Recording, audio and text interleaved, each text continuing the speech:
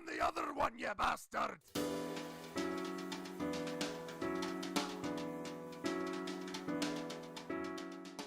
Thrilling 30, the swan song for Aaron Archer, a love letter to the franchise as a whole, especially IDW, clashing old and new in a beautiful fireworks display of amazing engineering, despite some of the budget constraints that were implemented at the time. It was also the start of what we know as the Modern Legends class, which is now transitioning into the core class with the upcoming Kingdom releases. Some of them are pretty damn good, some of them are pretty mediocre, but there's one figure that everyone praises without fail, and that figure is Cosmos, the most unlikely of candidates for an amazing figure, but as we've seen on this channel, the most obscure characters often deliver some of the best figures, because the designers truly have a chance to flex their creative muscles, without being forced to adhere to the source material. But there's not a lot of redeco options for Cosmos, are there? Well, so I don't have to do both later, I guess I'll both do them now. So I suppose I should address the elephant in the room. Why am I reviewing both of these despite the fact they are from completely different lines? Well, it just saves me time later. Given that one day I want to review every single small-scale mold on the market, it just makes sense to bundle these together like I did with the Cindersaur review. But the gist of it is that this is an IDW-styled Cosmos, and they decided to make it a Scrounge later in Combiner Wars. To be fair though, this is the Titans Return version with the molded head. See, interesting thing, when this originally released back in Thrilling 30, the head was painted red, and since you have to pull it out for the transformation, it was prone to chipping. They then re-released it in Titans Return later on with a molded head, however it omitted the minicon. I do feel it is a better deal, because paint chipping is far worse than missing out on an accessory that you can probably buy on the aftermarket, which is something I did, so this doesn't really matter. But either way, it's the same toy with one key difference. Now, right off the bat, this is a lovely flying saucer. The original flying saucer design was a bit daft. I guess back in Microchange it was supposed to represent something you could buy from a capsule machine, but this looks like a proper flying saucer. Not really disguisey, but that's part of Cosmos's character. The mechanical detail on this thing is to die for. Yes, it's got a lot of seam lines around it, but that's kind of a given that it's Cosmos, and even then it blends into the sculpted detail quite well. The mechanical detail at the back especially, oh my, it's amazing. These little bits here, done extremely well, and the thruster section, ooh, the thruster section is great. And massive props to doing the yellow really well. Yellow is a very hard color to do, and I have come across many examples this year that haven't done it so well. So the fact that this manages to do so, well, to a substantial degree at least, yeah, pretty damn good. Now, the funny thing about this size class is that it was originally $15, but they upped it to $20 to include a minicon companion. And in this case, Cosmos comes with Payload. And Payload is, of course, a trademark reusage to get around the fact that they didn't have a name for Blastmaster. And this is going to be somewhat controversial, but I find Payload better than the recent Earthrise Astro Squad. It's not proportioned as well, but it leans into the stylization much better, and it holds together much better. Not to mention the robot mode proportions are better as well, but we'll get to that a bit later. We're not reviewing the Earthrise Micromasters in this marathon anyway, so I won't delve into it too much. It is a stylized shuttle with the arm sticking out the side, but given the size of the figure, it's completely understandable. And the end result is so adorable. This really captures the feel of the G1 Micromasters much better than the Earthrise ones do nowadays. Yeah, the Earthrise ones are quite cool in their own right, but they do have a different feel to them. Not saying it's better or worse, I'm just saying it's a different feel, and this captures that original feel much better. Lovely mechanical detail, especially with the cross-hatched section here, and they managed to hide the gun mode parts at the back with the thrusters pretty well too. And apparently every Legends figure needed a combining gimmick, so you take the guns here and you take the thrusters here, and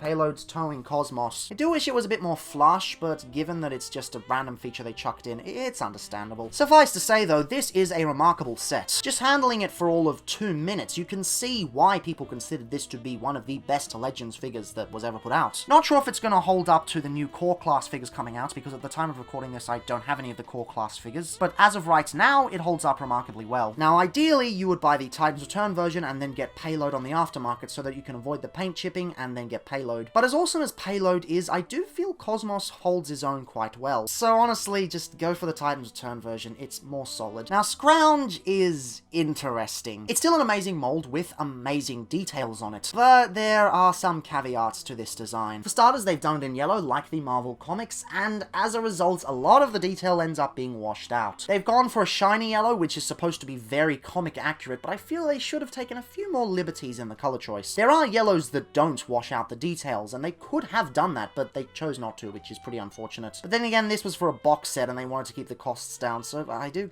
kind of get it. One thing I don't really get is the way they've done the outlines here. These kinds of details here work for a comic style, but in person they kind of look ugly. And yeah, I get that they've chosen red again for the comics, but in plastic form it really doesn't work. It looks gaudy. I'm sorry man, but the presentation just doesn't work as well here. Also, the head doesn't fit in as well because it was mainly designed for Cosmos, but I do get it. It's a retool, it's understandable. And his Minicon partner is Boltax. Sorry, Cybax because of trademark reusage. Basically another guy from the Marvel Comics. One thing I will give them credit for, these references are cut deep. It is really commendable that they gave toys to these obscure characters. There was a period where they stopped doing that between Titans Return and Generation Selects. Also, these repro labels weren't applied by me. They were applied by the previous owner, and I thought I'd leave them on just because they are part of the history of this toy. You know, just honor the original owner. Again though, a lot of the detail just gets washed out with this yellow plastic. It doesn't work very well. It doesn't get washed out because it's yellow. It gets washed out because of the yellow they chose. I mean, the red window is actually nice on this. It gives it a very different feel to the original payload design, but ultimately, it's just an inferior figure. It's not crazily inferior. There are things to like here. It's still an amazing little shuttle, but it's definitely not as good as the original. And when you consider that usually the only way to get this is the Computron set, it quickly loses its worth. The Combiner Wars Computron set is deeply disappointing. The Strafe is pretty cool, but everything else is just layers and layers of disappointment and lackluster paint. Especially the use of the Brawl mold. That alone makes the Takara version worth it. If this guy is your reasoning for getting the Hasbro Computron over the Takara one, then you might want to rethink it. I'm sure people sell this on the aftermarket. I mean, I got it on the aftermarket on its own, so it's entirely possible. Don't settle for the lesser version just because you want this character. Anyway, size-wise, he has roughly a diameter of 7.5 centimeters and a height of 3 centimeters. And payload is roughly 4.8 centimeters by 4 centimeters. And size-wise, here they are next to a standard Legion figure, the size class they stole their name from. We are experiencing history in the making, theft in the making. A standard Legends figure, and of course they're going to be the same size because they are the same size class. A standard Earthrise Micromaster, and Crumbs. And before we move on, I thought it would be cool to kind of see the history of this character with the original Generation 1 figure and the previous generation's Legends figure, the Legion Legends one. Yeah, many people forget this one exists, the Doorknob Cosmos, if you will. But yeah, this one's easily better. The transformation on this guy is actually quite clever, especially for the size class. They really flexed their creative muscles with this one, more so than any other Legends in the Thrilling 30 line. In fact, compared to a lot of Titans Return Legends, he's also way better. First thing you want to do is pull the backpack up, then start to bring the legs out, but you want to actually bring them towards the back, because we're going to rotate the waist later. These sections fold out and around, so they'll end up like that. The waist rotates inwards and clicks into place. And now you have enough clearance for the hands. They rotate up on the hinges. You get the hinge and the ball joint down here to rotate the arms out, like so. Torso rotates 180 degrees and locks into place. Backpack folds down. The head pulls up and clicks into place like the G1 version. And if you've got the Thrilling 30 version, that's going to chip, unfortunately. So, on to payload. It's basically just fold the backpack out. That's really it. He's a very simple little Micromaster dude. Especially since he has to fit in a lot of extra transformation for his gun mode. And my word, what a duo. These guys look amazing. Starting off with the Cosmos man himself, he is basically a perfect little robot design. There is very little I can criticize him for. And the fact that he came out of a flying saucer is basically bonkers. The torso is perfectly designed. The way they designed the chest so that it would fit into the robot mode perfectly, well, it's amazing. The shoulders, my god, the shoulders are nice and powerful. Again, also with the yellow paint that's done extremely well. The legs are done extremely well too. Yeah, the thighs a little bit high up, but it doesn't particularly matter. It's not so badly proportioned that it looks out of place. I would criticize other Legends figures for doing this because they go a bit too far in their design, but I think this is just on the edge of that. Head sculpt is beautiful. Absolutely beautiful. Perfect update of the design. It remains timeless yet modernized. It's even got rotation, which is surprising. The only thing I can complain about is the hollowness on the forearms. And that is such a minor issue. When you've got the yellow there to draw your attention away from it, you quickly forget about it. Even the articulation's great. Ball jointed head. You've got shoulder swivels here. Ball joints here that work quite well. You got a ball joint here that acts as an elbow. Yeah, that bends back, but it doesn't look that great. Thanks to the transformation, he's got a waist swivel. Well, a torso swivel, but it does the exact same thing. And it's not like anything gets compromised. And it does lock into place there, but it doesn't really matter. Ball jointed hips. Ball jointed knees that act as thigh swivels. You can also get a bit more foot rotation like that. Just everything about him works amazingly. When people praise this figure, they're doing it for a reason. It's because he is that good. I mean, you compare this guy to the other versions we've gotten previously, and he just towers above them in quality. Granted, Cosmos has had a bit of a tendency to cancel the lines he's in, which is why we haven't gotten that many of him. Like, there was supposed to be a titanium one that actually looked pretty good, but that got cancelled. But from the ones we do have, there's no contest. I mean, the G1 toy doesn't really count because it's G1, but the previous Legion Legends figure, look how daft it looks. Also has a bit of trouble standing too, where this guy's got no problem. And payload's pretty nifty too. He doesn't have a lot of paint, but but the sculpted detail is there, and the paint does accent it quite well. Lovely use of gunmetal here, and the kind of hooded design works pretty decently. The head sculpt's nothing special, but the fact that they managed to give it 2 shades of paint is pretty nice. Articulation is nothing to speak of, but again, it's just an accessory. Overall, he's nice. He's cute. Payload's pretty cute. But that's not the main thing this guy does.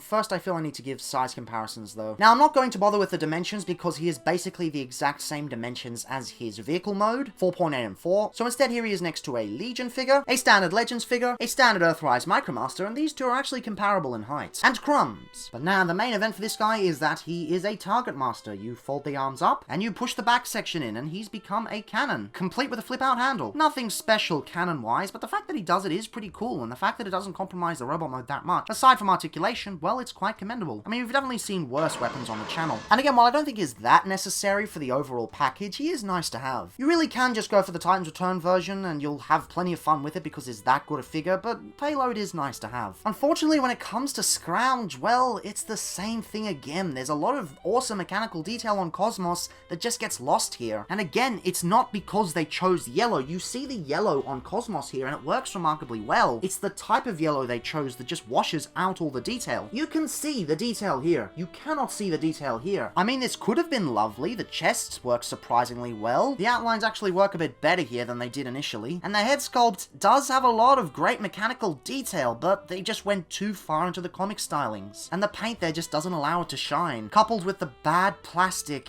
I'm sorry, but it's just not that great. Boltax gets the worst of it though. You just cannot see any of the detail here. I really wish you could because I know that this is a really decent figure, and yellow used to be my favorite color before it switched to green. Ironic. But it's just disappointing. Given the difficulty to actually getting this figure, I am glad to have it overall, but ultimately, this could have been so much better. In terms of dimensions, Cosmos is 6 centimeters wide and 10 centimeters tall. Anyway, you know the drill at this point, so let's just move on. In the end, paintwork can do a lot for a figure. It can turn it from something great into something disappointing. I still don't think it's bad. It's on the cusp of being bad, but thanks to the great mold design, it's got some good qualities to it. But all of those good qualities are inherited one. It doesn't provide anything new and good on its own. Honestly, just get Titan's Return Cosmos, ignore this guy, that's what I say. I really wanted to love Scrounge. I'd been hunting him down for years and years, but those colors, they just do not work. I can't say it's bad because base mold's still pretty solid, but he is teetering on the edge of it. And ultimately, I can't recommend him, given his rarity, given his potential price, but I didn't pay a lot, but a lot of people charge a lot, and given that if you want one straight out of the box, he comes with a deeply disappointing combiner. I don't get why people like the Combiner Wars Computron design. Just go with Unite Warriors, spend more to get more. Cosmos though, wow, absolutely amazing. Still holds up remarkably well to this day, stands as one of the best Legends class figures Hasbro has ever produced, and Core Class has a lot to live up to with him. If every Core Class figure is engineered as well as he is, then we are in for a crazy ride. And from the looks of Vertebrake and Rat Trap, well, we might just get that. And even if you do get the Thrilling 31 with paint chipping, it's still remarkable. It always pleases me when they take weird characters and give them amazing figures that you wouldn't think would really happen. It's surprising and it's joyful, and I wouldn't have it any other way. And it just goes to show that Takara's got some good toy designers on their side.